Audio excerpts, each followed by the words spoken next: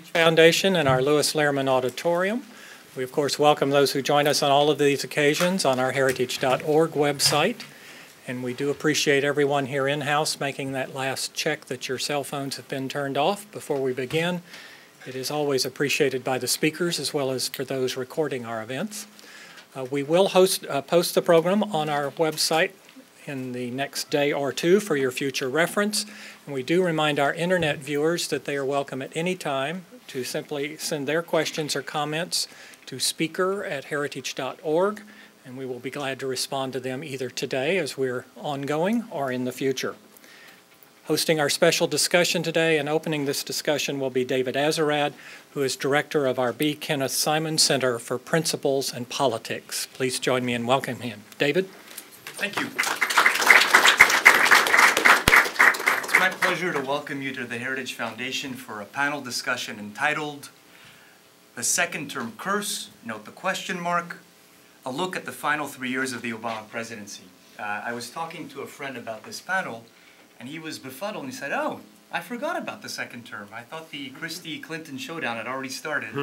I didn't even remember there was a second term." And you can get that impression from reading the news, but I'd like to remind you that if you have your eyes set on November 2016, President Barack Obama is in office for another almost 3 years, which is longer than JFK served.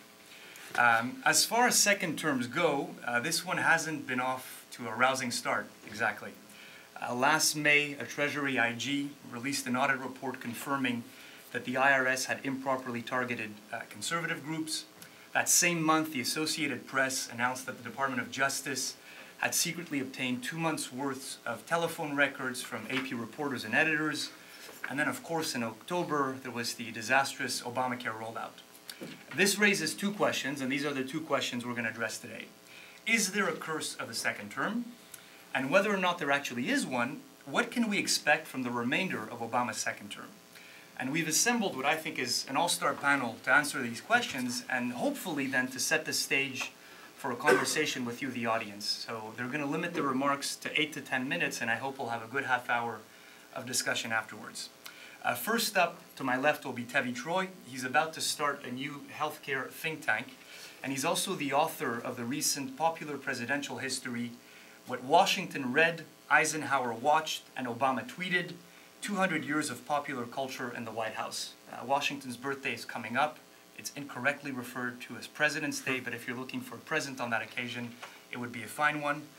For our purposes, he's also the person who brings inside knowledge of life inside a second-term administration, having served as Deputy Secretary of Health and Human Services under George Bush in 2007-2008. He's the historian on the panel, so Tevi is going to look at the past, specifically second-term presidencies, mostly in the 20th century, to answer the question of, has there been a second-term curse? We'll then turn our attention away from the past to the future to try to get a sense of what should we expect from these remaining 3 years of President Obama being in office. John Halpin will give us the view from the left, and Scott Rasmussen will give us the view from the right. John Halpin is the senior fellow at the Center for American Progress, and he's the co-director and creator of their Progressive Studies program.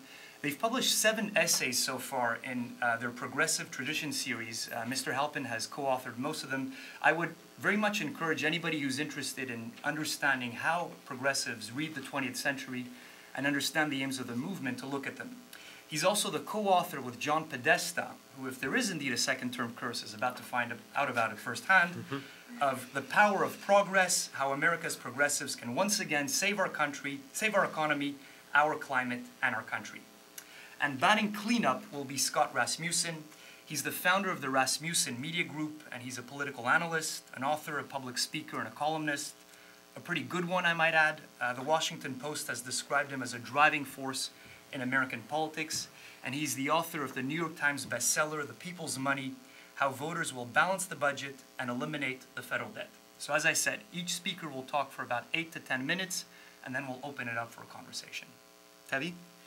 Thank you, David. Thank you for the Institute of Principles and Politics for hosting this event. I also want to acknowledge and thank my mentor and former employer, Elaine Chao, Secretary Chao, for being here today, and also the great historian Lee Edwards, who's here in the audience. I've been given this tough assignment of talking about all the problems that second-term presidents have had in only 10 minutes. It's very hard to accomplish that. One of the ways I'm going to try and do that, in addition to talking quickly, is to focus only on 20th century presidents, because there have been so many of these problems. But I want to start with a little story. I grew up in New York City. I grew up in a different time than we have today. There was no Twitter, there was no internet, there was no 24-hour cable. We had one news source, and that news source was the New York Times. And growing up, and I was of a somewhat conservative disposition then as now, my favorite columnist in the New York Times was William Safire. I liked him not just because of his politics, but also because he had actually done something. He wasn't one of these people who was a reporter for many years and then graduated to getting this role of columnist, but he was someone who had served in the White House, served in the Nixon White House, which probably colored his view on things. But nevertheless, I really always enjoyed and appreciated his take. And I remember in 1983 being struck by a column that he wrote about Ronald Reagan, who was a popular first-term president. Everyone was certain he was going to run for a second term. And he did, but Safire said in this 1983 column that Reagan should not run, that he should go off into the sunset, that he should consolidate the gains of the first term and move on. And I was kind of shocked by this, but it got me thinking about this idea of the second term curse. And as many of you know, Reagan did run, he did win, he won a pretty big popular majority, but his second term was marred by a lot of difficulties, not least of which was the Iran-Contra affair. I think you could chalk that up perhaps not to the second term curse, but to what I call the worst trade in presidential history. This is where James Baker, who was probably the best and most effective chief of staff we've ever had in the White House, traded jobs with Donald Reagan, who was Treasury Secretary. Reagan was not well suited to be chief of staff, did not do a good job, was not really keeping his finger on what was going on, and the Iran-Contra scandal exploded out of control underneath his watch. But Reagan was there too, and if you read a book like The Nightingale Song, which is one of my favorite books about the scandal and about 5 graduates of Annapolis, including John McCain and Ollie North, who were part of the scandal, it talks about how Reagan was sort of out of the loop and really out of the picture in much of what was going on in the Iran-Contra scandal. So that scandal really marred Reagan's second term, even though what I think was the best piece of legislation in the last 30 years passed during the Reagan second term, which was the bipartisan Tax Reform Act that lowered rates and cleaned up the tax code. I wish we could do that again. So even though there were some successes in that Reagan second term, and Reagan still has a pretty good reputation, that second term was a rough one. But if you go back through the 20th century, you will see that there have been a number of very problematic second terms. Going back to the first 2 full-term president of the 20th century was Woodrow Wilson. But I would say he was full-term president with an asterisk, and I will explain why in a moment.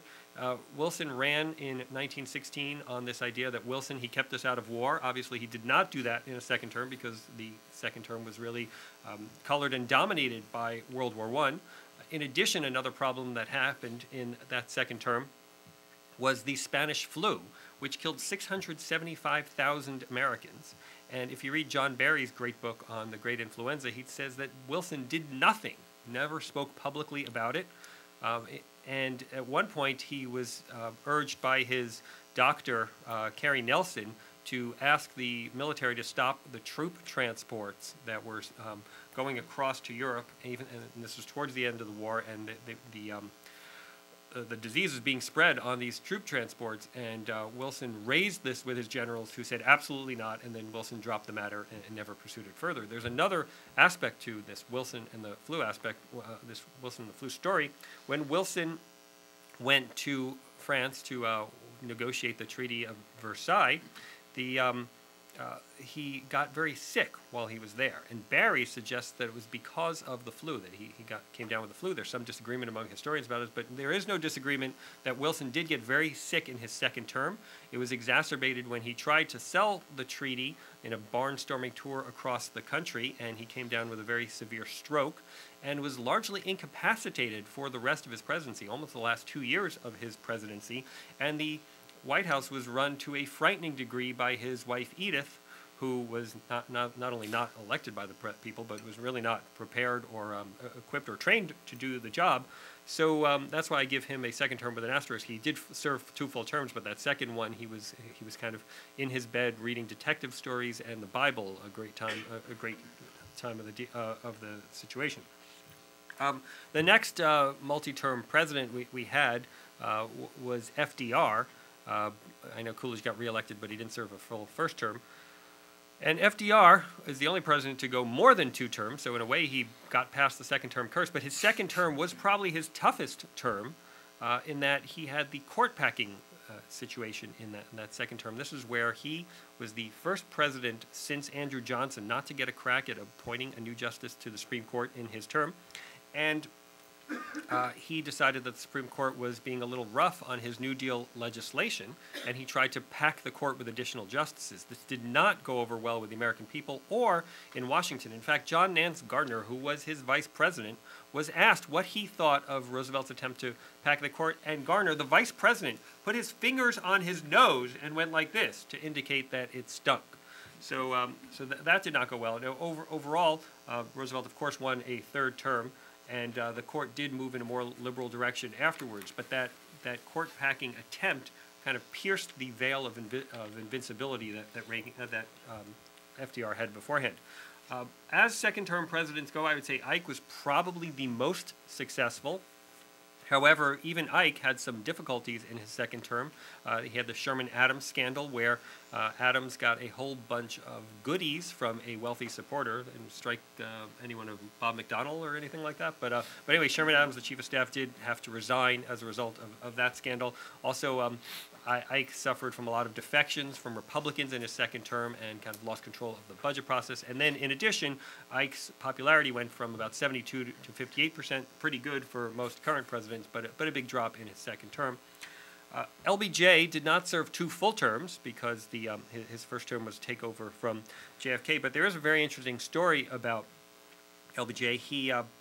He was obsessed with the news media. He watched the 3 TVs he had this contraption set up in the Oval Office that had 3 televisions, so he could watch what was going on in CBS, ABC, NBC.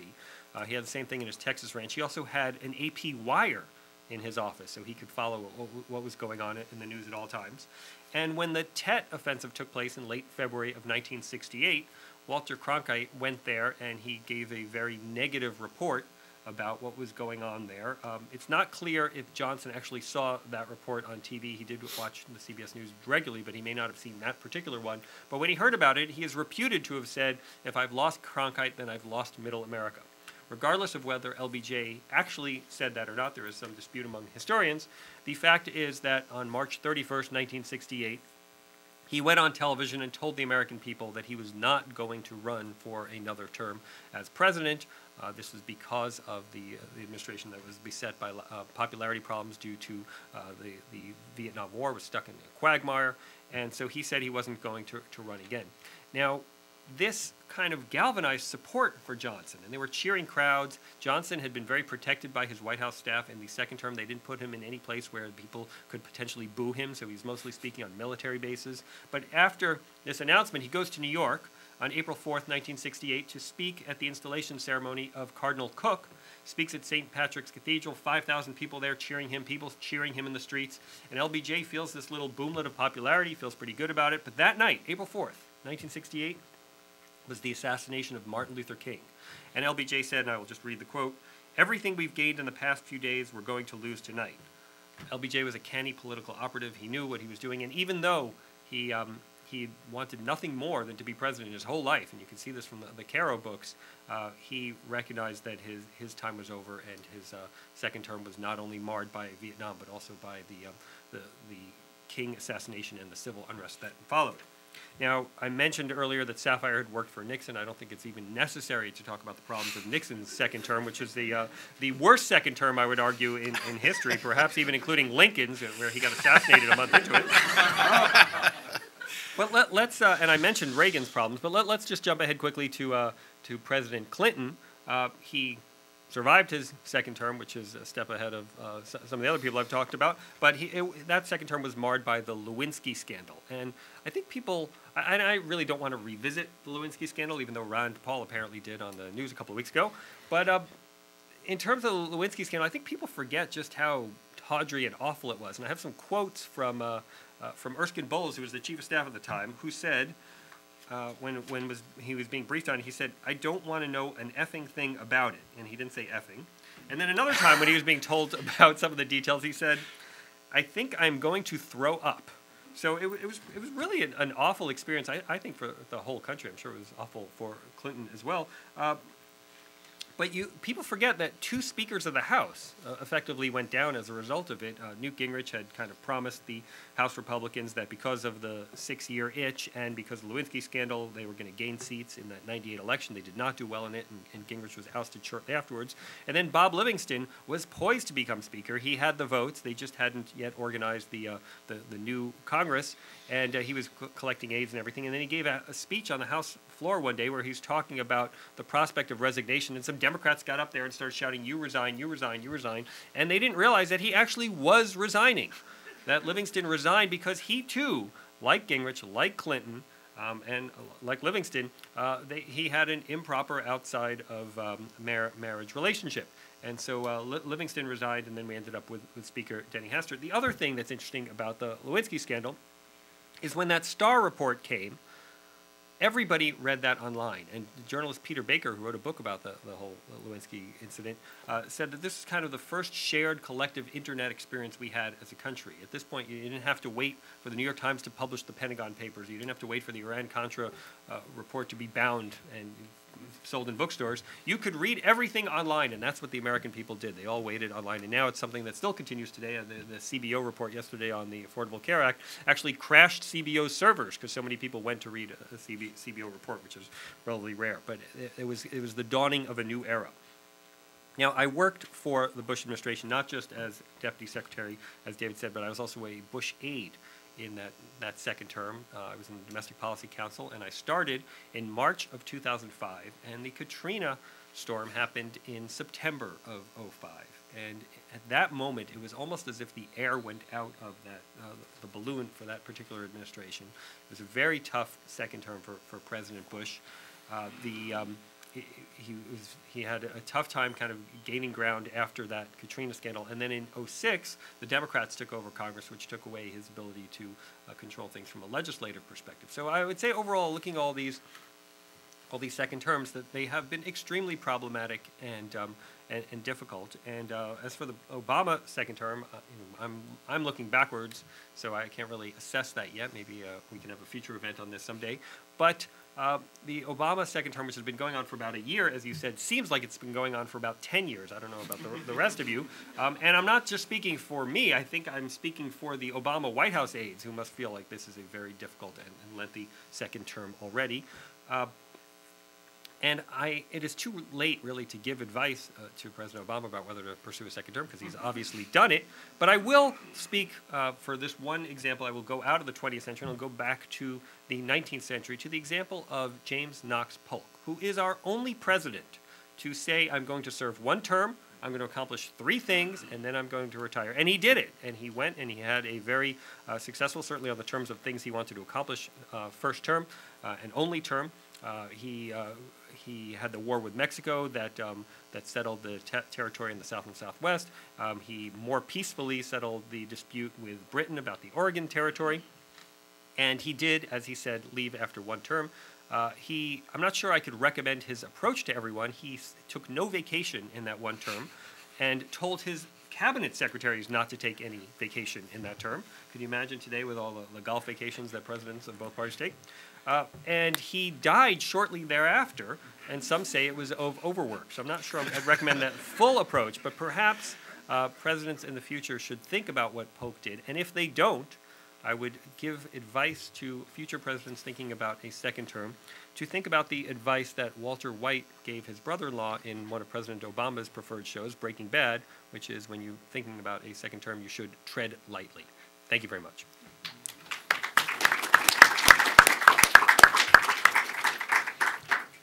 That was a great overview, Tevye. First, thanks to David and Danny and the Heritage Foundation for having me. I'll try and keep my remarks brief and go off of Tevye's excellent overview. I think he just gave a great list of don'ts for second-term presidents. Don't launch wars you can't win or can't win effectively. Don't abuse your authority. Don't spy on your opponents. Don't lie about sex. And don't be incompetent. That's a pretty good set of rules. It's not bad for a first term either. It's not bad for first term either. So I think maybe we should just put those up in the White House, and hopefully that will help. you raised a good question. Is there a curse? Probably not. I don't really believe in curses. But presidents make their own decisions. All of the examples you had those were concrete presidential choices. And I think this is a big challenge for Obama. He made a big push, obviously, in the first term on his health care plan. Regardless of all the opposition to it, nobody made the president botch the unfolding of the Affordable Care Act. That's on him. That's on his administration. Those are his choices. There are external factors that shape presidencies in very substantial ways. That presidents are fairly I think they're fairly unpowerful these days. There's talk about executive overreach, but the big movements of the economy and history, I think presidents don't have a lot of power over, particularly on the domestic economy, sort of global economy, and what the opposition does. So what is a president trying to do in a second term? I think the basic test for Obama or anybody who's left to come will be, is the country moving basically in the direction that the president and his party has set, or is it moving away from it? So I think this is a test I'm sure the Obama administration is probably asking of themselves. I don't think much is going to happen in this term. I do want to talk a little bit briefly about what I think progressives and conservatives might work on together, some ideas about how to do that. So the test for Obama, and I'm not speaking because I have any connection to them, I'm just analyzing this. Most of this was set out for Obama in his speech in April of 2009 at Georgetown after he first took office, and this was after the passing of the stimulus bill. He gave this speech. It wasn't that eloquent, but it was actually very descriptive about what he wanted to accomplish in his time in office, and this was he had it around the moniker of a new foundation. And it was primarily about immediate recovery, which for the most part, at least in the macroeconomy, it's starting to get better. Obviously, there's a lot more to be done. And then he had a series of reforms that he hoped to do, primarily ways to increase American competitiveness, investments in education, clean energy, healthcare, and he talked about deficit reduction. So these are the markers that the president set out for himself early on in his term, and I think ultimately, if you read the article with the interview with David Remnick, he has lost sort of grand ambitions. He says, I sort of want to move things in whatever little direction I can, and there's the rest of history to sort this out. So I think the president has trimmed his sails somewhat here, particularly from his second inaugural, which was a sweeping liberal progressive speech in many ways. Obviously, what came after that was quite difficult for the president in many ways, some self-inflicted, some not. So I think this is the test he'll have. Primarily, I think his focus will be on ensuring that what he's done on healthcare continues forward, and that the overall economy continues to improve and that its benefits spread to more people. I think that's ultimately his own test. Whether he achieves that will determine whether there's a curse or not. The question of a curse, though, raises a good question about are there external factors, Scott and I were talking about this, that shape presidencies in very negative ways, and I think there are. Obviously, it's well established, and you probably have all the data on this, that we have serious long-term erosion of public support for major institutions and leaders, whether it's Congress, the president, major institutions in the private sector, and government itself. I think this constrains presidents in serious ways, and I think they overpromise. I think the president has overpromised a fair amount that he can't deliver on. That's going to lead to an erosion of trust. That's a self-inflicted curse in some ways. Opposition parties also overpromise. Some of the movement, the anger about reducing the size of government, it's probably not realistic that the government's going to be radically reduced in size anytime soon, given the dynamics of politics here. So I think both sides are guilty of overpromising to voters, which fuels cynicism, and it fuels anger, and it fuels, diminished numbers in some ways. Long term, this is well established as well. The partisan alignment of the country has clearly shifted, and that the two parties have become more ideologically coherent. There's less ideological diversity within each party, making it very difficult for the types of big compromises of the past to come forward. What you're left with is pure interest group politics like the Farm Bill that just moved forward, which is not based on any rational ideology. It's just a series of interests that came together to pass a bunch of pork and cut food stamps. So, part of this is there's a long-term movement towards a lack of ideological diversity in the parties, which then become problematic, particularly at the federal level, because we don't have a parliamentary system. So we have parliamentary aligned parties that can't actually implement their policies in straightforward manners. And I'm sure you experienced the same type of difficulty in the Bush administration. I personally would like to see more. I don't want an abuse of executive authority. I'd rather see a parliamentary type system where you get the voters behind you. If you have that support, you're able to implement your system. If people don't like it, they can vote you out of office. What we get now is divided government and entrenched sides that have a hard time finding any real compromises. Now, this is a longer-term problem. Both sides have serious, deeply held principles. I mean, people on the right deeply believe in reducing the size of government, returning some of the functions of the federal government to a smaller, more communitarian, individual level. This is not something to be easily dismissed by those of us who favor a more activist government. And both sides have a base of power in this country. Obviously, for the conservative movement, it's still within the House of Representatives, possibly within the Senate this year. But more likely, more at the state level. I mean, obviously, the control of state governments is heavily tilted towards more conservative forces, and broad proponents of a center-left approach have much more power nationally. I mean, if you just look at the numbers of the presidential elections, the past 6 of them, they're quite good for Democrats, and probably going forward, those numbers were, if you look at the Electoral College and possible movements, look favorable to them. But both sides have a base of power. They have legitimate positions, and the real question, I think, is how do we resolve these serious ideological conflicts? Can we find some way to actually do something and move forward? So how would you do this? Well, one would be big electoral realignments. This would be electing overwhelming majorities in order to enact what you want. That seems to be what both sides appear to want. I don't know how that's going to happen anytime soon. But that appears to be what they want. The second way you would resolve these conflicts would be forced compromise. This was the sequester, the crisis moments we've had. You have situations that will force both sides' hands, and you get this. You're more likely to get, I think, the Farm Bill type pork approach, which is, well, let's just hand out a bunch of taxpayer money and call it the end of the day, which both sides don't like. The populist left does not like that, trust me. I want to suggest 2 other ways to resolve big ideological conflicts. It may not work, but this is just my theory on this. One would be to do the inverse of the sequester, which is to pair things together that both sides really want, as opposed to forcing people into things that they don't want, to avoid something that they don't want. So, for example, is there something on the economy where we could reduce corporate taxation and regulatory burdens that the right talks about a lot, with infrastructure development and types of job investments that the left wants? Could we find some way to pair those together?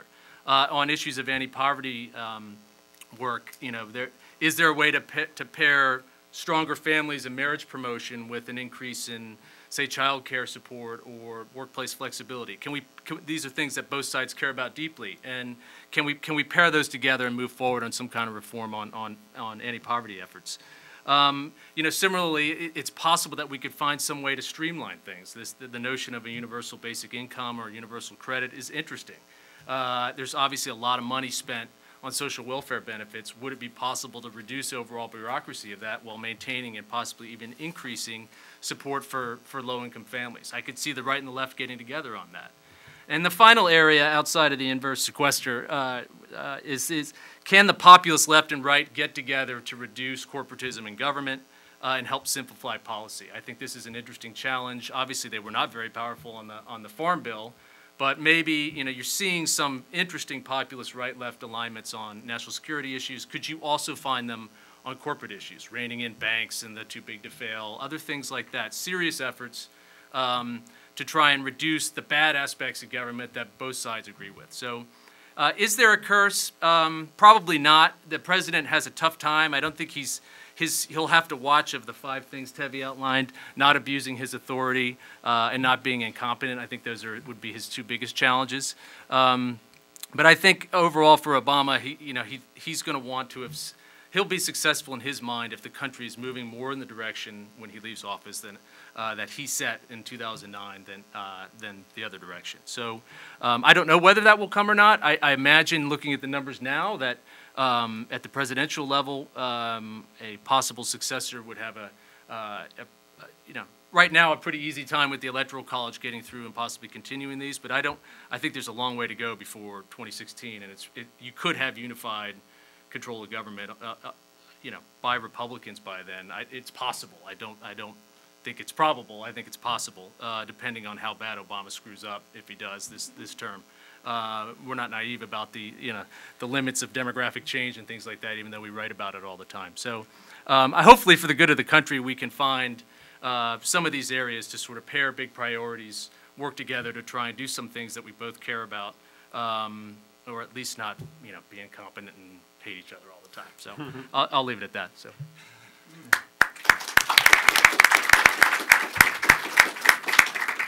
Well, I'm just going to jump in at the end of your comments, and I would say that I think it's likely the Republicans will have unified control in 2017. And the only reason for that is it's likely to be a referendum on President Obama. If his job approval rating in the 2016 election cycle is in the low 40s, as it is right now, it will be very difficult for any Democrat to win. And the reason Democrats are looking good in the Electoral College in the last 5 election cycles is because no Republican has gotten more than 51% of the popular vote. If you went back to the previous 5 election cycles, no Democrat got more than 51% of the vote, and guess what? The Electoral College looked really good for Republicans in that cycle. So I think if President Obama doesn't turn around his numbers, a competent Republican candidate for president will be favored in the 2016 election. But that's really not the topic here today. I don't think there's a second-term curse. We talk about it a lot right now because of what's happened in the second terms of recent presidents. But let's remember something very basic. The last 3 presidents to get reelected were reelected with 49%, 50%, and 51% of the vote. They weren't terribly popular. The other side never accepted the legitimacy of their reelection. They never accepted the ideas. They kept thinking, and you hear Republicans today talking about, well, if we had a better candidate, if Mitt Romney had said this instead, our message really won. So when you have that conflict, it creates difficulties in the second term. After Ronald Reagan was reelected in a landslide in 1984, you didn't hear Democrats complaining that it was Walter Mondale's tactics that lost. It was what his message was compared to Reagan's. And that's the reason Ronald Reagan did accomplish something very significant in his second term, the tax reform provision. So the message is, if you're popular in your first term and you win a big re-election, you create a mandate, you can get something done in your second term. And Reagan also accomplished something else. He got his side reelected for another term, which is really the best measure of the success of your second term, I think. So there's not a curse, but what we're seeing going on right now in these last 3 elections, last 3 presidential administrations, is that Bill Clinton, George W. Bush, and Barack Obama all came into office with their party in control of Congress, and they all lost it. That has never before happened in American history in back-to-back administrations, to say nothing of doing a threefer. So you have a fundamental rejection of both political parties. Neither side is connecting in a way that you really want to get unified control. I said earlier, I think the Republicans probably are favored to have unified control in 2017. It could disappear as early as 2019, depending on what a Republican president does. The reason I think we're seeing this trend has nothing to do with what's happening here in Washington. It is the world outside that really defines the course of America. Congress just ratifies what changes have already taken place in the society. And I would argue that we're going through a change that neither party has come to grips with yet. For the first 200 years of our nation, everything about America grew more centralized, nationalized, homogenized. We went from a town crier to printed newspapers to 3 television networks having 90% of the audience. It's hard to believe today. I look around the room, most of you, don't remember this era at all, but when Jimmy Carter gave a television address, everybody in America watched. Why? Because if you wanted to watch Charlie's Angels, they postponed it until the president was done speaking. I mean, you had to watch him. He was on every channel. Barack Obama has 10% audience share for a State of the Union address. And while he's doing that, Sean Hannity and others are offering a translation service that gives a different bent on it. So a president doesn't have that control. Starting around 1980 things change in a very dramatic way. We had the cable television change. We then had the internet in the early 90s. And now we're going through an even bigger change with the adoption of mobile and wearable technologies and different video things that are out there. It is an incomprehensible shift to the world of Washington. And the reason it's so significant is all of these changes are decentralizing. America is becoming more decentralized, more personalized. When you go online to buy a new phone, you can pick the colors yourself. You can decide if you want your initials engraved in the back. You pick your shipping terms. You do all these things because you want to customize it for yourself. And you do that with everything you buy, except for when you go to healthcare.gov. The government can't do something like that. A one-size-fits-all government cannot survive in the iPad era. And the reason our political leaders have struggled so much is while America has been decentralizing for 30 years, the government has been continuing the trend of the first 200 years, trying to become more centralized. And this is not Barack Obama's mission. This has been what both parties have done since Richard Nixon really gave the regulatory state a jump start. So we have, for 30 years, a government going in one direction and society going in the other direction that is unsustainable, and until one side or the other comes to grips with this, we're going to have stalemate both in first and second terms. A book that I would recommend is The End of Big. It's by Nico Mealy, who was Howard Dean's first internet guru. He's not all comfortable with a lot of the changes, but he understands and gets the radical transformation of power that is going on. Now, when you bring this to Barack Obama's second term, basically, I think his second term is going to be his effort to defend his health care law, and Republican efforts to undo it. The most likely outcome is it will not be formally repealed, but it will be effectively gutted. I have a column coming out this week on how civil disobedience is likely to help bring an end to the law. Just tens of millions of people will begin to opt out of the mandated coverage, making that unenforceable. But people on the health care issue and everything else are going to look for more personalized choices. How that plays out policy-wise, I don't know. Republicans will have a danger of overplaying their hand. Republicans need to talk more about what the new health care system will look like, because people don't like the president's law. They also don't like what was in place before it. So there has to be a new presentation of something. And the challenge, if you're a Republican or a conservative and you want to fix the health care law, is there is a tendency to believe that it can be fixed by Washington politics. And so you're going to try and come up with a plan that is just as convoluted and complex as President Obama's, and it won't work any better. There needs to be a way to shift that dynamic. Beyond that, I think the president, there will be issues that pop up. I hope there are no big scandals, and I certainly hope there are no more unwinnable wars that we stumble into. But I don't think much on the policy front will happen other than defining down what the impact of the president's health care law is. And the Republicans will be struggling without a voice until they have a presidential nominee.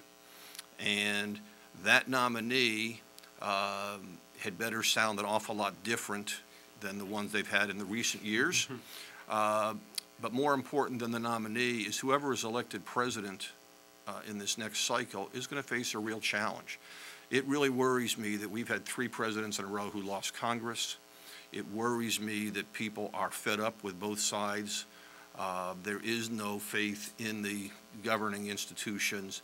And if something doesn't happen positively in one of the next 2 or 3 presidential administrations, presidential terms, we could see 3 or 4 or 5 serious presidential candidates in an upcoming election, and really disrupting everything we know about the political process. So I'll leave it at that.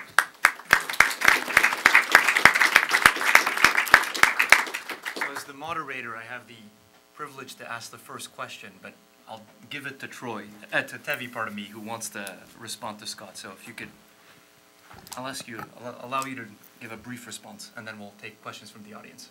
Yeah, I appreciate both my colleagues' comments. I just want to give a quick response on this notion that there is no curse. I don't believe that there's a supernatural type of curse, although I will say that there have only been 13 presidents who have been elected to and served 2 full terms. So if you are superstitious, I put that number before you. But there have been 20 presidents who have been elected to a second term. And so, as I've said, only 13 have served 2 full terms. If Obama completes his term, as I assume he will, that would be 14. But let's look at those numbers briefly. You had 13 have served 20 elected to 2 terms. 13 have served 2 full terms. So that takes 7 out, 6 out if you assume Obama completes. So 7 are out because they didn't complete their second term.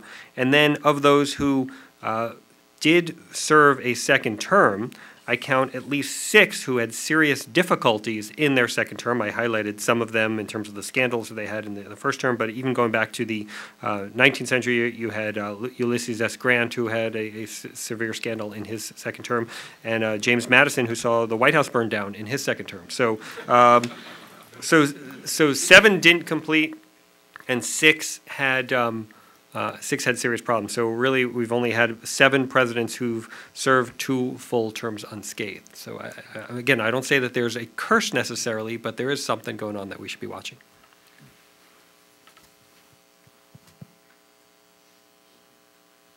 Hi, my name is Barbara Dello. It seems to me there's 2 problems, the problems now and the problems in 2016. Will there be any irreversible policy initiatives, particularly in diminishing U.S. sovereignty in this second term of the president?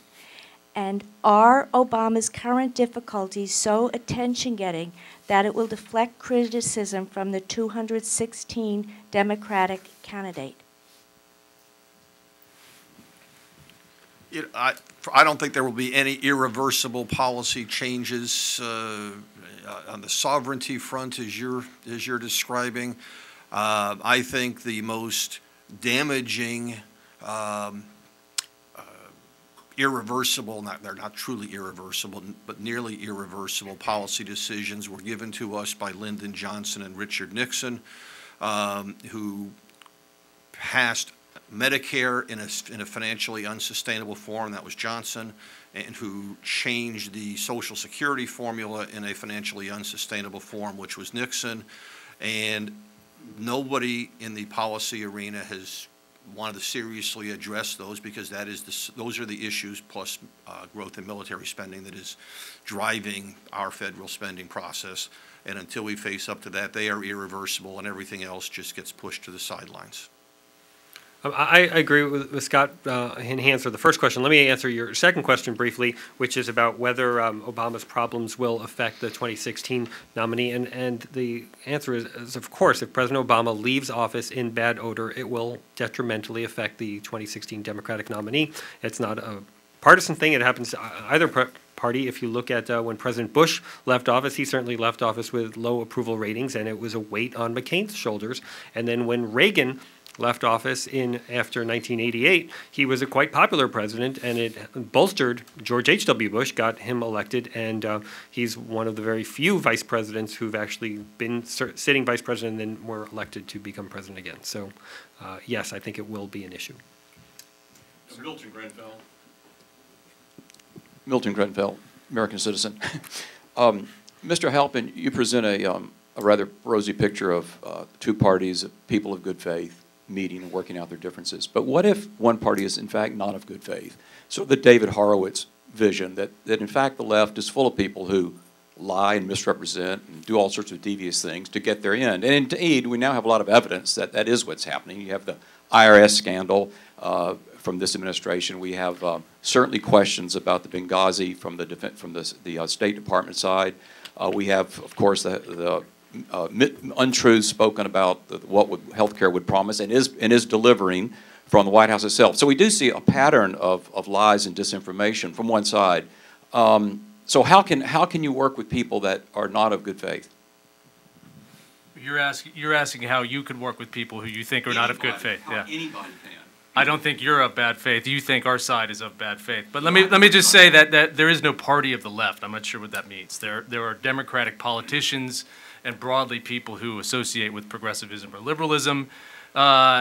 In all ideologies, there are people who lie and are corrupt. I mean, I don't think it's endemic to one side or the other. I don't believe Horowitz's analysis only applies to the left. You can find certain people on the right as well. I'm talking about people actually of good faith. So when Paul Ryan or Rubio reach out on poverty, I think it's incumbent upon our side not to just full on reject it, but to say, well, is there something here we could do to streamline this? Is there something we could do to increase opportunities for marriage? That would be worthwhile. I think it's, you know, I grew up in Lynchburg, Virginia, and I grew up in a very conservative place, a conservative family, so I'm used to moving back and forth with good faith with people of both sides. But the question of whether one side is permanently tainted, you know, if you believe that, then I don't think you can find any common ground. I mean, I think you move towards a position of full-on defeat, which, you know, there are people on both sides who want to do that. I don't think that's sustainable, and plus it doesn't work in our system, which is so fractured. It's very hard to get, you know, super majoritarian control of any government to enact what it is you want. At some point, you're going to have to find some common ground. I didn't mean to paint an overly rosy picture of it. I'm just suggesting some areas where we might find some common ground. And I think one thing we could agree on is that whenever anybody on our side lies or cheats or is corrupt, we should call them out. So I would agree with you on that. But and you know, I'm not going to get into specific. I mean, the IRS thing, which I know is a big issue for those on the right. I mean, progressive organizations were targeted as well. The IRS screwed up. I mean, there's no question about it. So, you know, I don't know the answer to the IRS. I don't work for the IRS. Obviously, I don't want the IRS targeting people's free speech.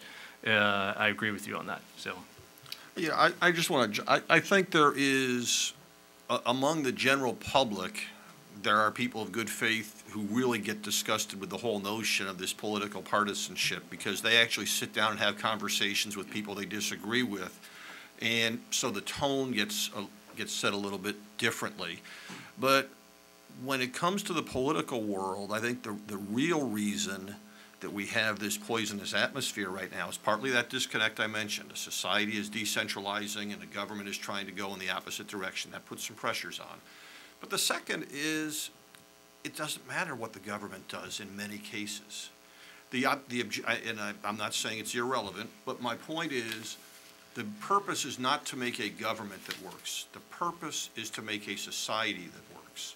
People would be very happy with a dysfunctional, incompetent government as long as it was leading to a good society. Now, obviously, there's some challenges there, but we don't focus enough on that other part of it. So you have a debate about a minimum wage bill, and it's great talking points, and you poll test it and do all kinds of great things.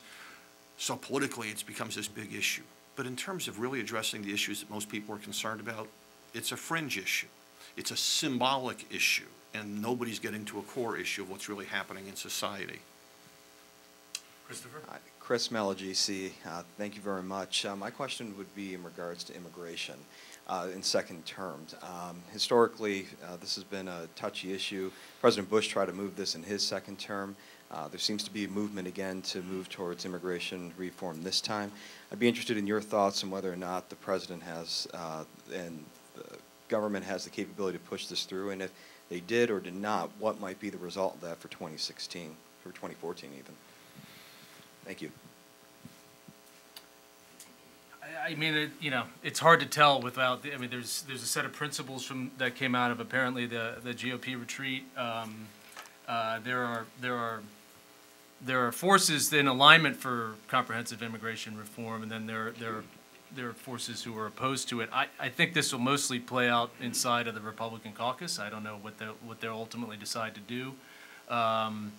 I don't know. The president has hinted that he would accept something less than full citizenship status for everybody. I don't know whether, you know, the pressure from the left will be so great that he won't stand by that. But as it stands now, it seems like the debate is primarily within the GOP caucus. I think everybody understands that. And so wherever they come out on it, if it's not too onerous to the president and the Democrats, I imagine you could see it going forward.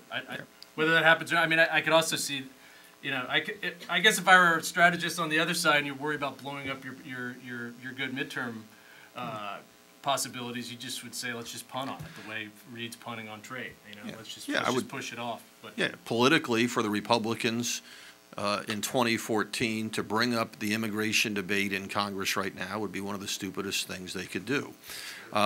Therefore, that's why they're exploring it, of course. But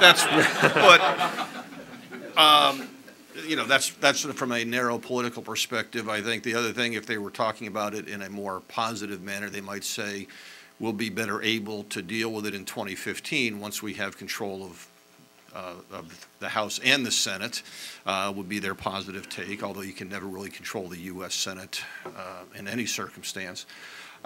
In terms of the broader question of 2016 and all of this, it is a mistake to believe that you win Hispanic voters solely by coming up with a magic formula on immigration.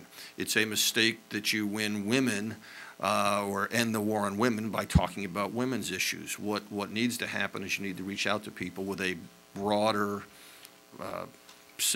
program.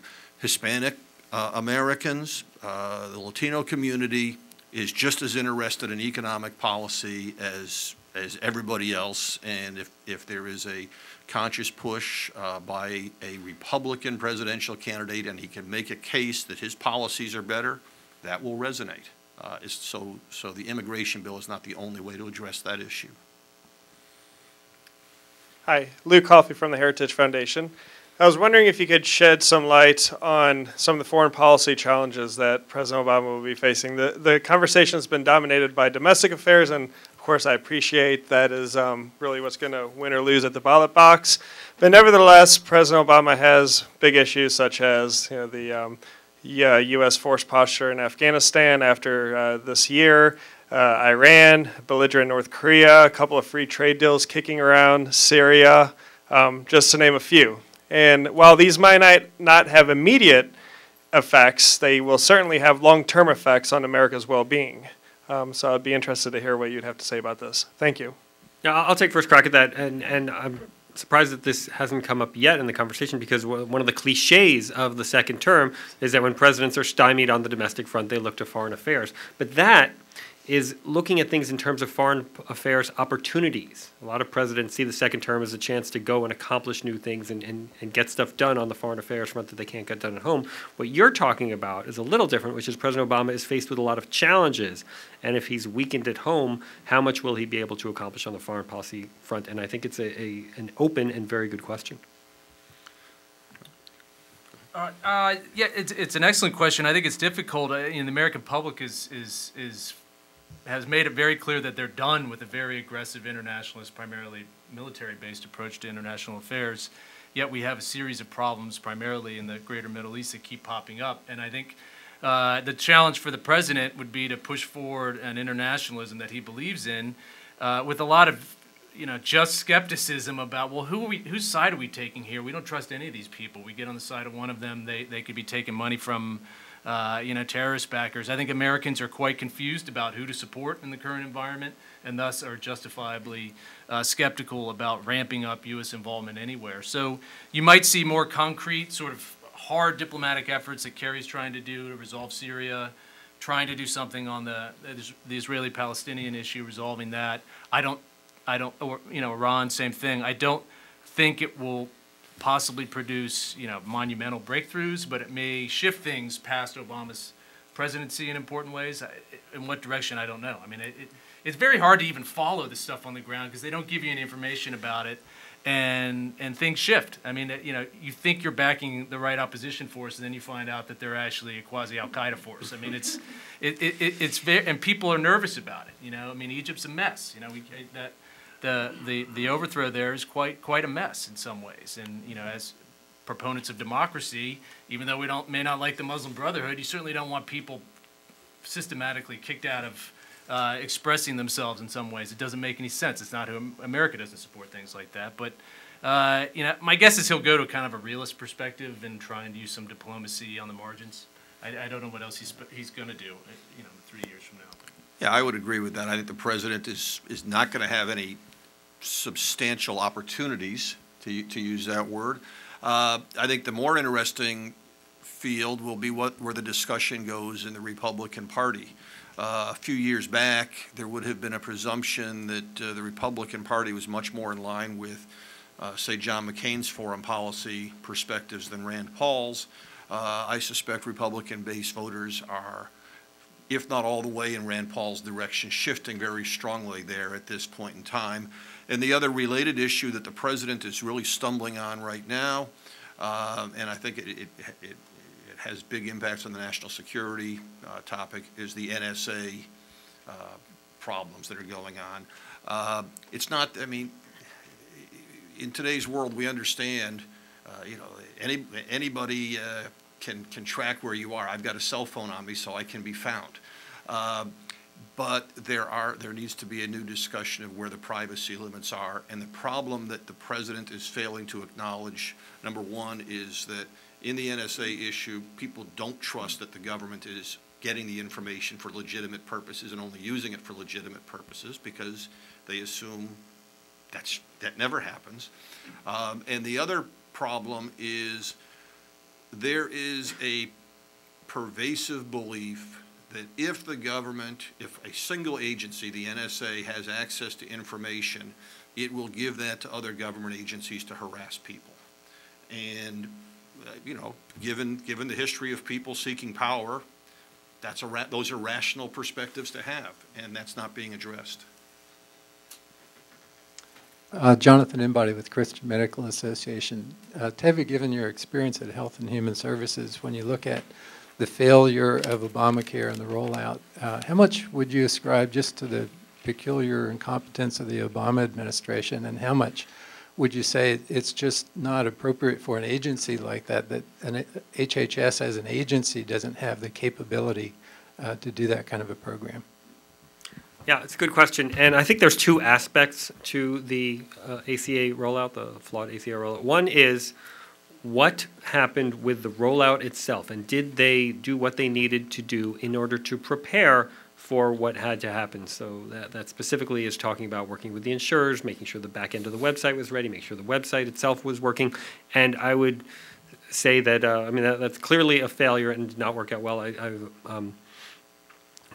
I worked for Secretary Leavitt when I was at HHS, and he said that he had been reaching out to them months earlier and suggesting that they need to look more carefully at the website issues. And he said that one of the universal roles in tech is that your IT people will lie to you, and you need to be prepared for it.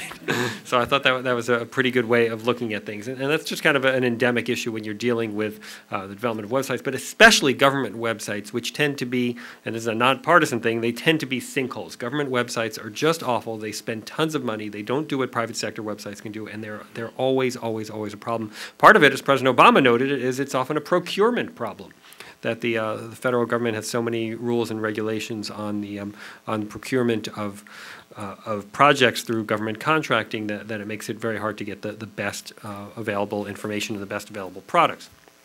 Now, the second question, I think, is harder to solve. I think you can solve issues of a bad website. You have to throw a lot of money at it, and the numbers they were talking about, $600 million for this website, are astronomical, and counting the repairs, it's going to be higher.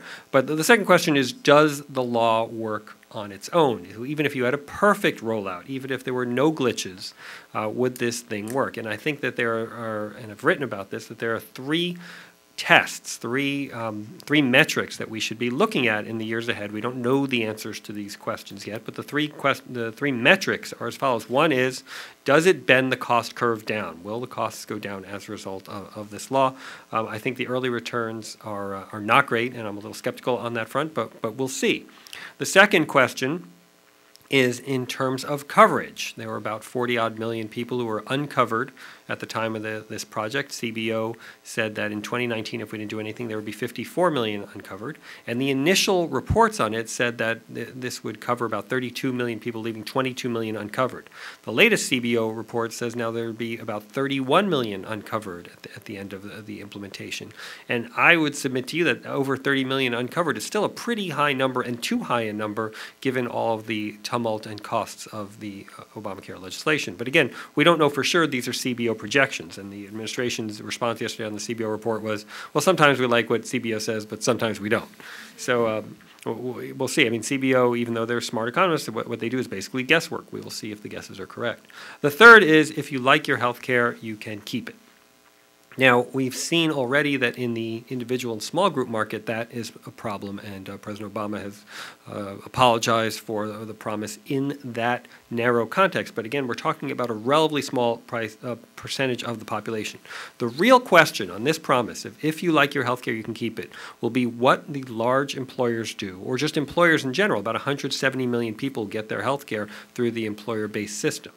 And if there are wholesale changes in the employer-based system as a result of the Affordable Care Act, then I think that will be a devastating mark against ACA and prove that it doesn't work. But at this point, I know that Republicans are happy to say that the thing's a complete failure no matter what. Democrats are going to say it's a big success pretty much no matter what. They're going to find the evidence they want to support their positions. But I think 5 or 10 years out, those are the 3 metrics by which we should judge whether the Affordable Care Act was a success. I want to throw something else into that, though. 5 or 10 years from now, the other important thing that we'll be looking at is how much the regulations and the laws passed in this city inhibit progress in innovation in medical technology. Every morning right now, I get up and prick my finger, check my blood sugar. It's great because I now know when I ate too much dessert the night before or something else. I take better care of myself. I've lost 20 pounds. My doctor is very pleased with the results. Within 5 to 10 years, everybody is going to be monitoring their health through a smartphone and be pricking their finger periodically and drop something into an app that will automatically go to your doctor. Your doctor will be looking at this like a variance analysis. Gee, your readings have been really good for the last month. What did you do last week? You maybe have to come in and see me. You don't. That changes the role of a doctor. When you change the doctor-patient relationship like that, you cannot use the business model that is baked into the Affordable Care Act. There is going to have to be something different being done. And people are looking, when you monitor your own health, you do take better care of yourself, but that again is shifting your dynamics. And nothing that a government does can bring about the needed changes. That's the role of entrepreneurs in a society. They're going to have to find ways to work within the system to make that work. Well, we've run out of time. Thank you very much to our panelists. Thank you for joining us today. Please join me.